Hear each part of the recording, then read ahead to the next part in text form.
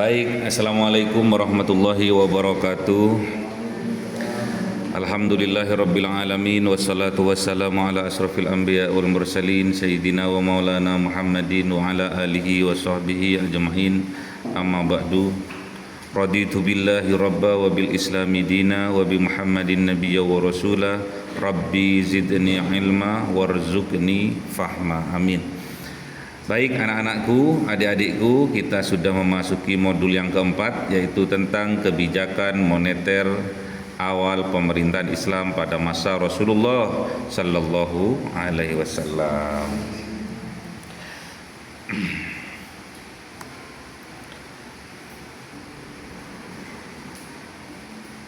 Ini gambaran Islam udah modern ya.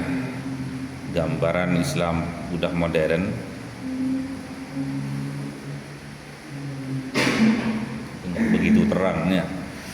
Pada pertemuan sesi keempat ini kita akan mempelajari tentang konsep kebijakan moneter dalam Islam.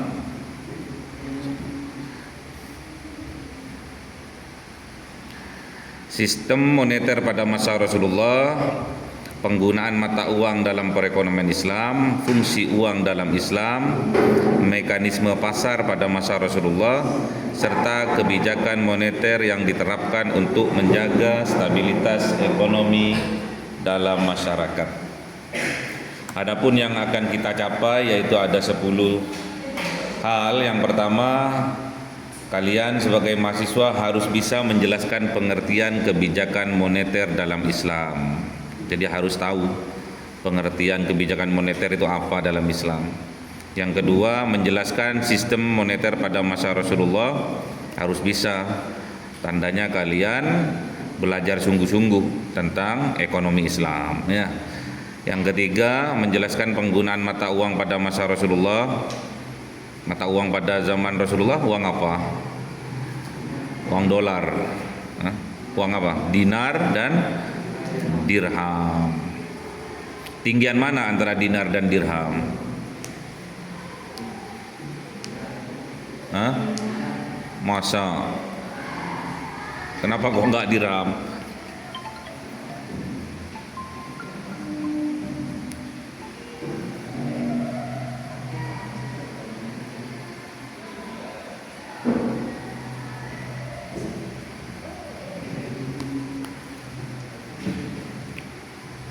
Dinar dan dirham, kenapa kok mahal?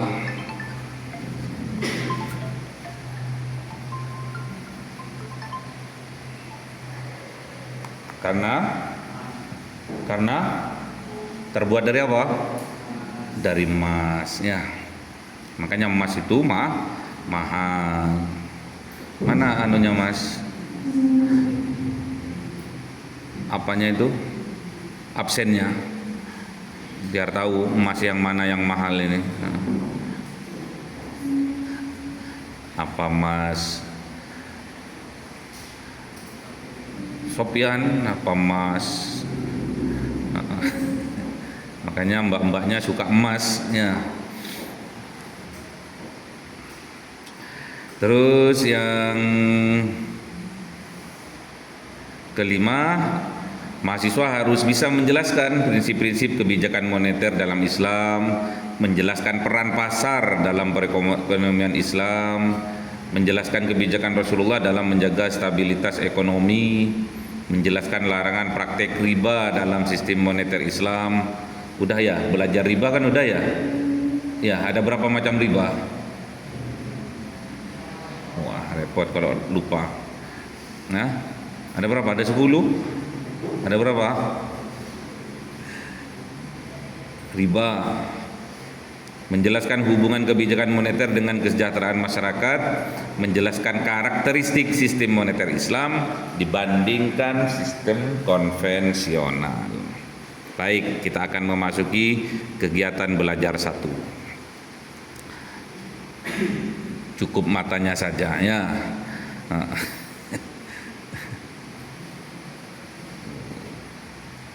Matanya tajam. Ini yang disuka oleh mas-mas.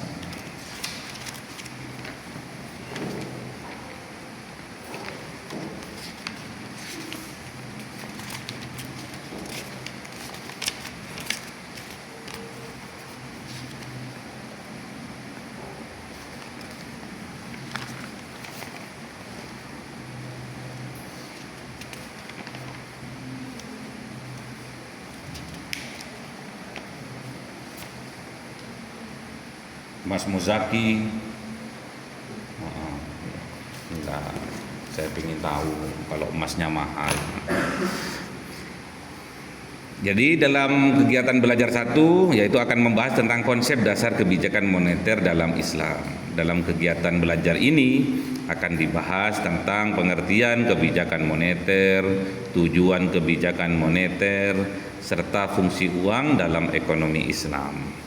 Kita akan masuk dalam pengertian dari kebijakan moneter. Nah, ini orang Pakistan ya. Orang Pakistan ini Mas. Bukan orang Indonesia ini, Pakistan.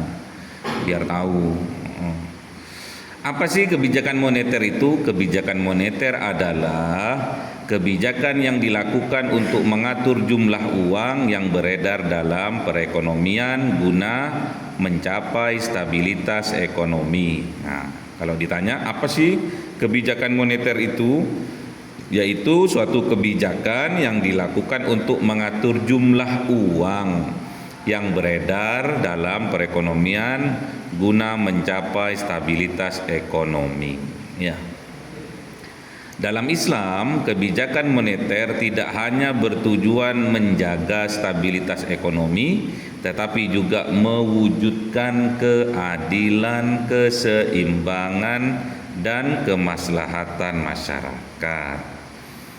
Kebijakan moneter Islam harus sesuai dengan prinsip-prinsip syariah dan terhindar dari praktek yang dilarang seperti riba, gharar, dan maisir. Apa gharar itu Mas? Gharar. Apa Mbak Yu? Gharar, apa gharar? Maisir, maisir apa? Boh, gimana ini? Maisir. Apa Mas maisir? Bah, gimana?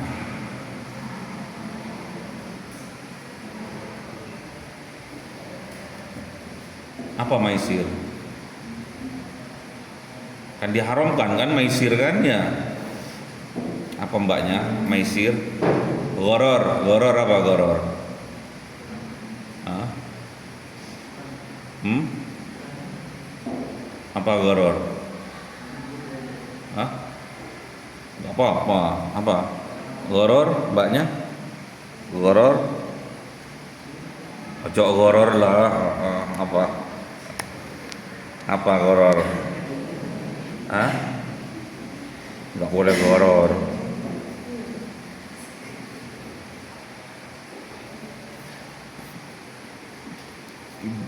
Di anu ya, di tanda tanya ya. Riba adalah ada berapa macam-macam riba ditulis. Besok tak tanya Sabtu depan, Selasa depan ya. Gharar itu apa contohnya?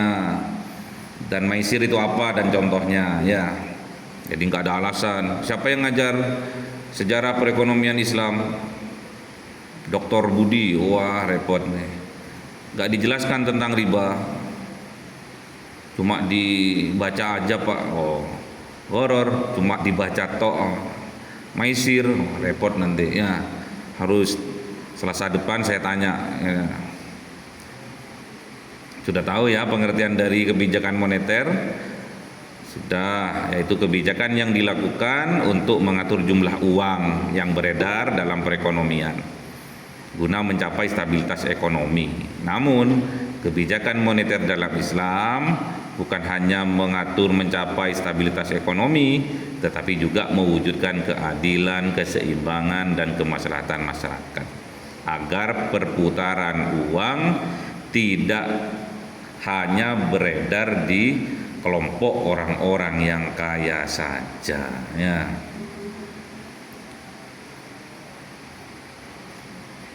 Apa tujuan kebijakan moneter dalam Islam? Tujuannya ada 5 ya. Tujuan kebijakan moneter dalam Islam ada 5. 1. Menjaga stabilitas ekonomi. 2. Memperlancar aktivitas perdagangan. 3. Meningkatkan kesejahteraan masyarakat. 4. Menjaga keadilan dalam transaksi ekonomi.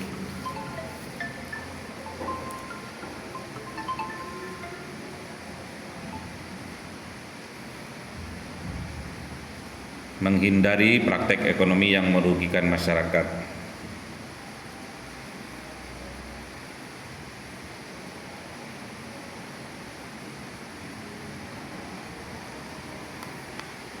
Itu tujuannya, ada 5 ya. Menjaga stabilitas ekonomi, memperlancar aktivitas perdagangan, meningkatkan kesejahteraan masyarakat, menjaga keadilan dalam transaksi ekonomi, dan menghindari praktek ekonomi yang merugikan masyarakat. Kemudian kita masuk pada fungsi uang dalam Islam. Fungsi uang dalam Islam memiliki 3 fungsi. Yang pertama, sebagai alat tukar, uang digunakan untuk mempermudah transaksi jual beli ya. Jadi alat tukar barang. Uang digunakan untuk mempermudah transaksi jual beli. Yang kedua, satuan nilai. Uang digunakan sebagai alat pengukur nilai suatu barang atau jasa. Dan yang ketiga, alat penyimpan nilai. Uang dapat digunakan untuk menyimpan kekayaan dalam jangka waktu tertentu.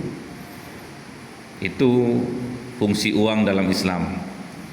Islam memandang uang sebagai alat tukar, bukan sebagai komoditas yang diperjualbelikan untuk memperoleh keuntungan melalui bunga.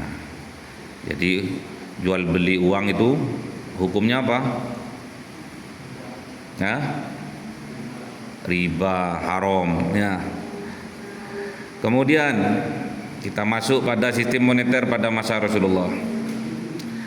Dalam kegiatan belajar ini akan dibahas sistem moneter yang digunakan pada masa Rasulullah dan peran pasar dalam perekonomian Islam. Jadi yang akan kita bahas dalam kegiatan belajar 2 ini adalah sistem moneter yang digunakan pada masa Rasulullah dan peran pasar dalam perekonomian Islam. Kita masuk pada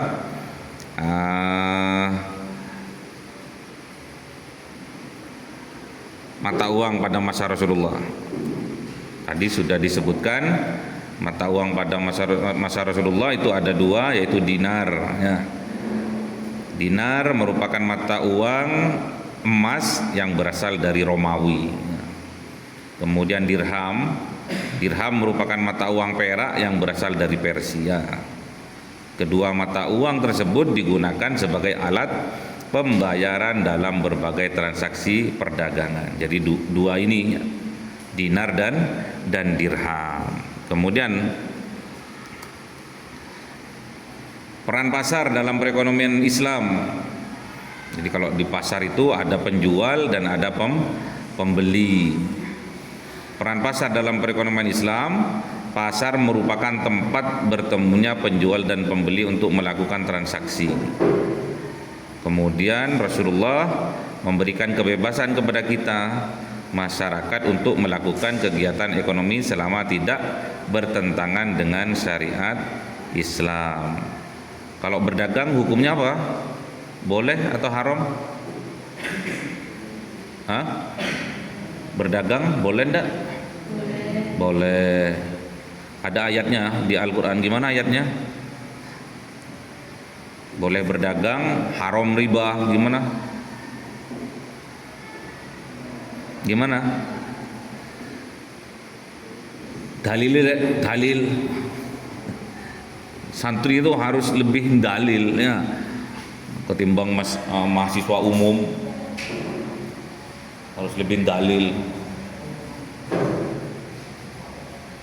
Lulusan mana? STIS, Riyadul Jannah.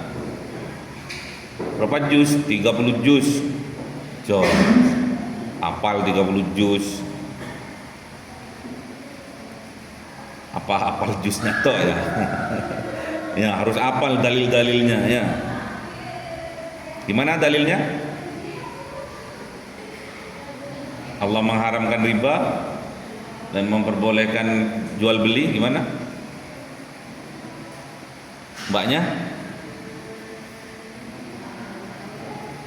Mbaknya gimana?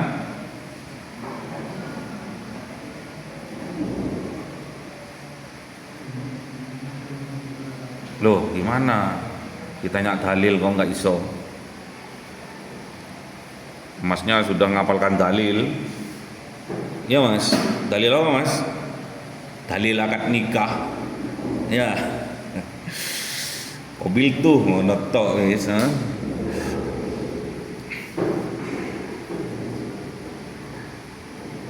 Wa ahalallahu al-bai'a wa harramar riba. Ya. Allah menghalalkan jual beli dan mengharamkan riba. Apa prinsip-prinsip pasar dalam Islam? Prinsip-prinsipnya adalah: 1. Jujur, 2. Adil, 3. Transparan, 4. Larangan untuk menipu, 5. Larangan untuk monopoli. Adakah di Indonesia sistem monopoli itu? Apa di Indonesia yang monopoli itu? Hah? Ada enggak yang dimonopoli oleh pemerintah?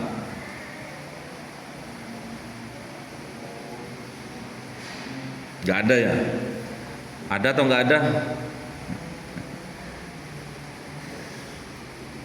Apa bedanya jujur dengan transparan? Apa bedanya? Kalau sampean jujur atau transparan, apa bedanya? Sampean penjual nih, penjual apa kemarin tuh?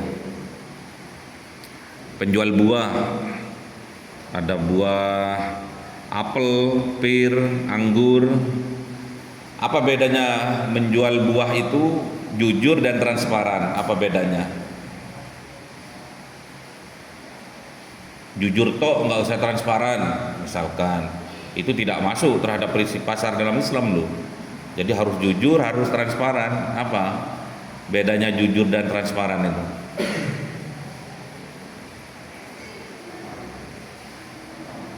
Misalkan ditanya, Mas, ini apel mana Mas?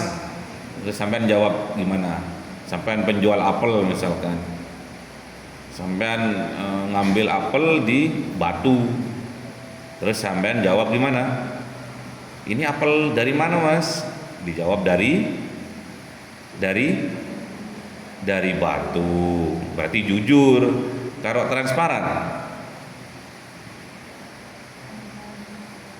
Mas, ini apel dari mana Mas? Oh Mbak ya keren. Mbak, ini apel dari mana Mbak? Dari mana? Dari Batu. Terus apa yang harus ditransparankan? Hah? Piye tuh? Gimana, ada yang bisa Mas? Ada yang bisa Mas? Mas, ini apel dari mana? Dari Batu. Jujur toh nggak cukup, harus transparan. Apa transparan itu?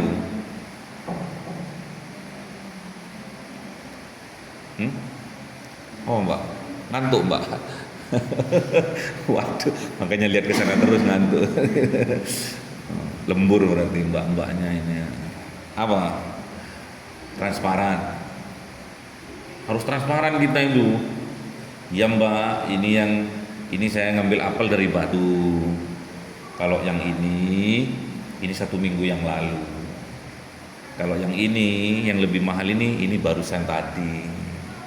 Harus seperti itu. Jangan dicampur. Nggak boleh. Oh, pantesan ini lebih murah karena apelnya sudah 1 minggu yang lalu. Pantesan ini agak mahal karena masih segar, baru metik. Ya, gitu ya.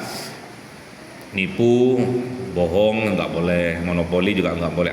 Pertanyaannya tadi monopoli, adakah di Indonesia praktik monopoli?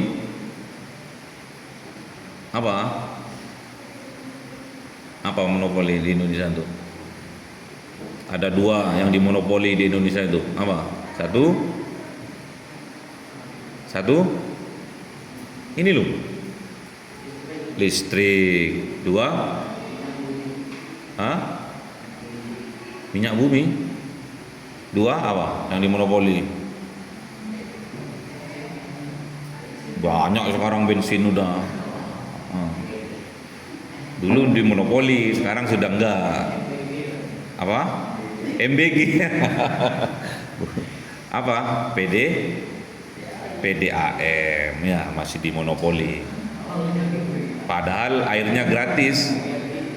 Airnya gratis tapi selalu mengalami kerugian. Kok bisa ya? Padahal bahan bakunya gratis. Berarti dikorupsi ya. Lanjut,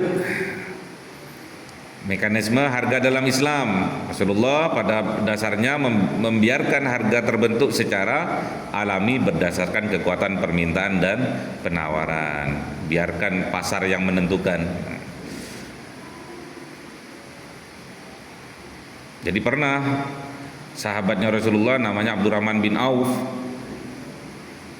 Jadi ngambil, kalau di Indonesia lah, kalau di Jawa Timur lah, ngambil apel dari Malang, harga per apelnya 5.000 misalkan. Kemudian karena Abdurrahman bin Auf ini ingin merasakan kayak apa sih kalau bangkrut itu, kalau rugi itu kayak apa sih. Akhirnya satu kontainer yang dibeli dari Malang itu dijual lagi ke Malang. Yang belinya dari Malang kan harga murah nih 5.000, ternyata dijual lagi ke Malang, kan nggak dapat untung, bisa rugi karena pusatnya apel di Malang atau di Batu misalkan, di Batu ya. Namun apa yang terjadi? Ternyata di Malang musim virus, musim apa itu namanya? Banyak ulatnya itu dulu. Apelnya itu diulati, ada virus pokoknya. Loh, ternyata yang diselamatkan oleh Allah itu apelnya Abdurrahman bin Auf ini. Yang awalnya harganya cuma 5.000, ternyata di Batu itu musim virus, akhirnya apelnya Abdurrahman bin Auf ini dibeli 10.000. Jadi nggak ada ceritanya Abdurrahman bin Auf tahu rasanya bangkrut itu kayak apa. Kalau di Indonesia jangan macam-macam ya, bangkrut temenan, gulung tikar temenan ya. Itu bedanya setrumnya atau sinyalnya. Kalau masih berada di dekatnya baginda Rasul itu masih 100 full, wifi-nya itu masih full. Nah, kalau kita sudah jauh dari Rasulullah, jarak dan waktu, sinyalnya kadang mentap-mentup, kadang tinggal satu, kadang hilang, gitu kan. Kadang jujur, kadang nggak jujur, nah, kadang transparan, kadang menipu. Nah, itulah mentap-mentup sinyalnya. Nah, makanya gimana caranya wifi-nya itu, sinyalnya itu bisa on terus, bisa full terus ya, dekat-dekatlah dengan para ulama ya. Jadi pas ini di Rijan ini seperti itu. Jadi jangan sampai sampean itu melewatkan waktu dan kesempatan dalam proses belajar mengajar di Rijan ya. Udah sinyalnya full ini di sini tuh. Eman kalau nggak di ini, mubadir nanti ya, waktunya, masanya juga mubadir. Namun pemerintah dapat melakukan tindakan apabila terjadi praktek yang merugikan masyarakat seperti penimbunan barang dan manipulasi pasar ya, atau juga apa tadi itu, monopoli pasar juga. Bisa pemerintah itu sidak ke pasar ya. Oke, yang terakhir kita masuk pada kegiatan belajar ketiga tentang kebijakan moneter Rasulullah. Dalam kegiatan belajar ini akan dibahas tentang kebijakan-kebijakan Rasulullah yang berkaitan dengan stabilitas ekonomi dan moneter. Apa saja? Yang pertama, larangan riba ya. Say no to riba ya. Makanya tadi tugasnya Jenis-jenis riba harus Selasa depan harus sudah paham, sudah hafal ya. Ada 5 jenis riba ya, harus hafal ya. Larangan riba. Untuk apa tujuannya? Untuk mencegah eksploitasi ekonomi, menjaga keadilan dalam transaksi, dan melindungi masyarakat dari praktek yang merugikan. Nggak boleh riba ya. Apa contohnya riba itu?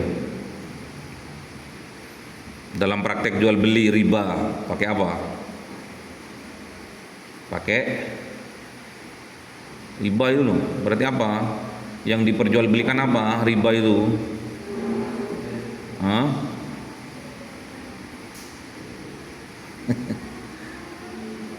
Beli apa? Riba ini nggak boleh ini. Apa itu?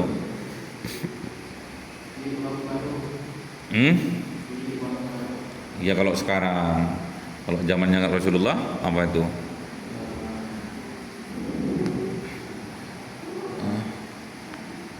Pakai cara apa? Belinya itu loh, muamalahnya itu loh, pakai cara apa? Cara apa Mbak? Mbak, cara apa? Pakai cara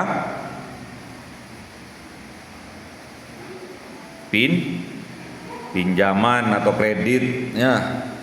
Terus nanti ada unsur bunganya di situ ya. Nggak boleh. Yang kedua, itu yang pertama. Yang kedua, mendorong perdagangan yang sehat. Ini yang dilakukan oleh Rasulullah. Rasulullah mendorong aktivitas perdagangan yang jujur dan adil ya. Karena perdagangan menjadi salah satu sarana penting dalam meningkatkan kesejahteraan masyarakat.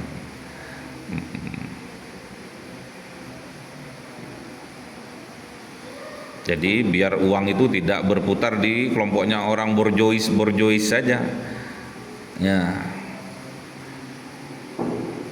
Kemudian yang ketiga, menjaga stabilitas ekonomi. Rasulullah berupaya menjaga stabilitas ekonomi melalui apa? Ada 4 hal. Pengawasan pasar. Jadi Kanjeng Nabi Rasulullah sidak ke pasar. Larangan penimbunan barang, larangan penipuan dalam perdagangan, dan pengelolaan kekayaan secara adil ya. Yang keempat, mewujudkan kesejahteraan masyarakat. Jadi kalau semua itu sudah terwujud, pastinya masyarakatnya sejahtera ya. Kebijakan ekonomi moneter zamannya Rasulullah berpedoman pada 4 hal. Apa saja? Yang pertama, larangan riba ya. Yang kedua, yang ketiga, yang keempat, jadi kalau tiga-tiganya sudah terwujud, maka yang nomor 4 akan pula terwujud, yaitu kesejahteraan masyarakat. Satu, jelaskan pengertian kebijakan moneter dalam Islam. Tadi apa? Karena nggak ada kerupuknya ini, ngantuk semua.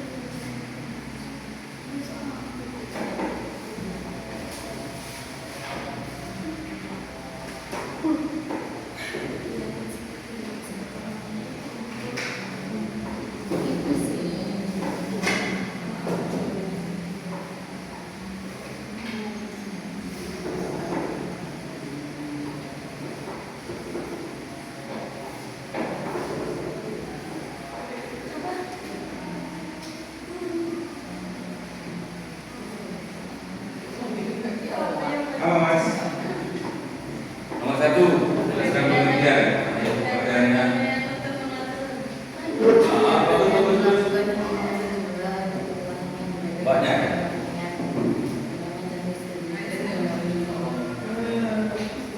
Moneter sama moneter Islam beda ya. Gimana? Oke, betul. Betul. Terus?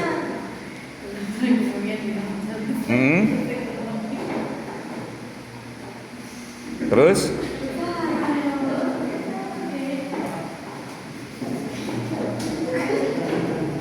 Gimana? Loh.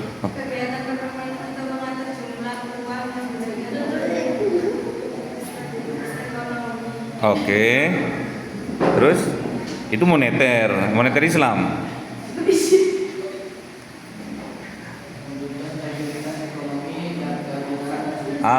Keadilan. Oke, ya. Yang kedua, sebutkan tujuan kebijakan moneter Islam. Tujuannya ada berapa tadi? 5. Oke, 1.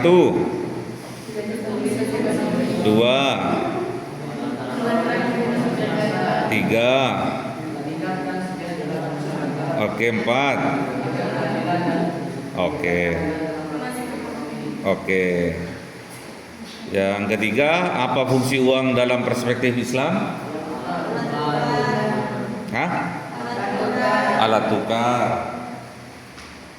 Halo Pak, salah ribut.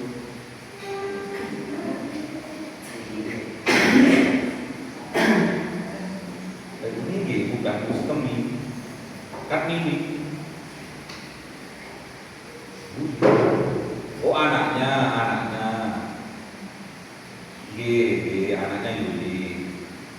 Pak Yudi itu yang punya nomor teleponnya saya kan nggak punya yang lain. Terus.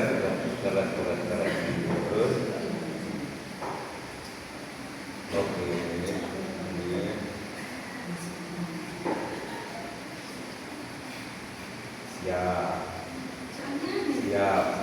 Siap Pak. Siap. Yang penting nggak merugikan. Saya nggak mau merugikan.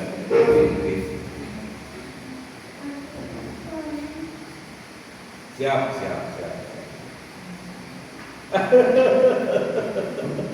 Ditanda-tanda langsung.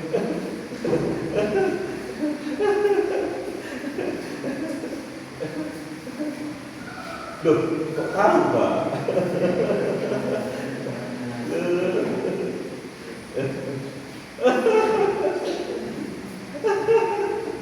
Belum nanti kalau sudah sertifikat jadi baru saya kasih lewat undangan yang dari masjid.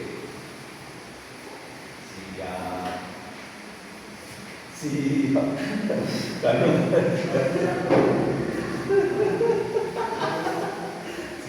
Siap. Tak kasih tahu Pak nanti Yaimin.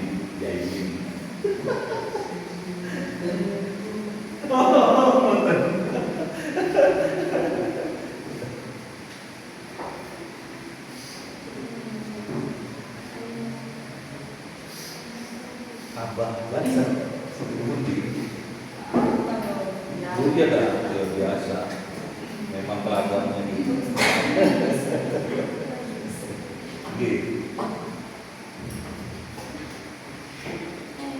Oh, bisa tak Pak pakai apa ya?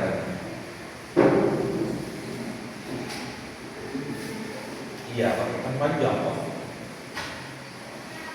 Pakai ya? Email. Oh siap. Siap dah.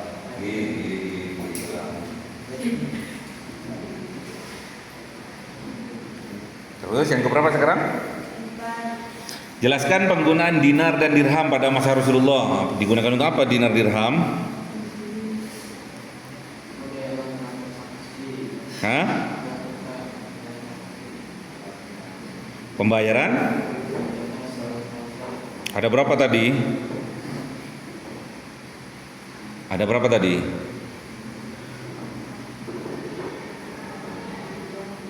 Hah? Ada berapa? Sebagai alat? Terus? Oke, terus ada 4 ya kalau nggak salah ya. Ha-ha. Tapi lupa. Yang penting jawab. Yang penting jawab 2 sudah ya. Yang kelima, mengapa Islam melarang praktek riba?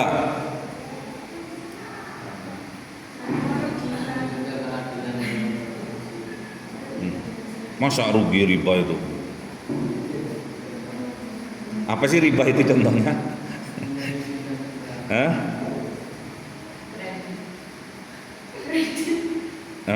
Apa contohnya?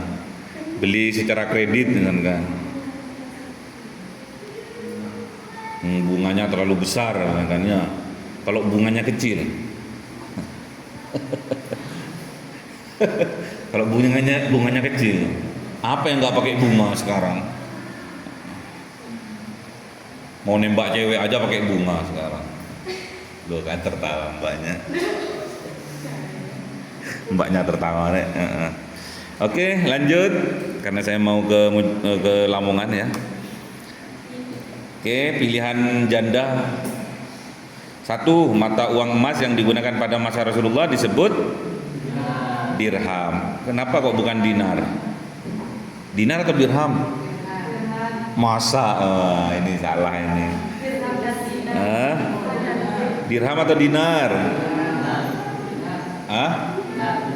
Ayo yang dirham. Siapa yang dirham?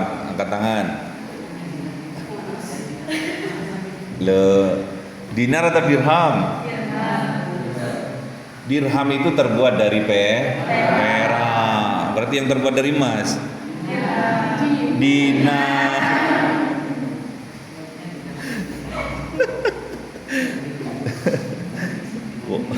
Ngotot dirham. Yang kedua, mata uang perak yang digunakan pada masa Rasulullah? Dirham, pinter. Yang ketiga, salah satu fungsi uang dalam Islam adalah alat tukar. Yang keempat, praktek yang dilarang dalam sistem moneter Islam adalah riba. Yang kelima, tujuan kebijakan moneter Islam adalah mencapai stabilitas ekonomi. Oke, selamat di pelaminannya. Selamat di pelamin. Oke, gitu. Jadi saya harap untuk Selasa depan 1:30 ya sudah di kelas ya. Karena sebetulnya kan jam 1 karena ada apa itu? Kegiatan apa di depan masjid itu? Apel. Jadi diminta sampai 1:30 ya. 1:30 sekarang sampai jam 2. Atau saya datang jam 2:30. Nah, gitu loh ya. Karena waktu time is money. Kalau bahasa Arabnya, kalau peribahasa Arabnya,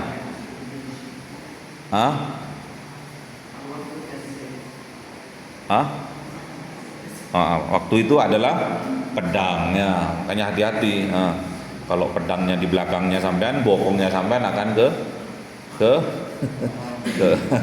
ke iris nanti. Kalau pedangnya di depannya sampean, hidungnya sampean akan habis nantinya. Oke, gitu dulu. Kita bertemu di Selasa yang akan datang di keadaan yang sehat. Amin ya. Diberi kesempatan oleh Allah untuk mendapatkan ilmu yang manfaat dan barokah ya. Kita tutup dengan doa kafaratul majelis. Semoga apa yang kita pelajari hari ini jadi wasilah kesuksesan kita, kebahagiaan kita, keselamatan kita di masa yang akan datang. Bismillahirrahmanirrahim. Subhanakallahumma. Assalamualaikum warahmatullahi wabarakatuh.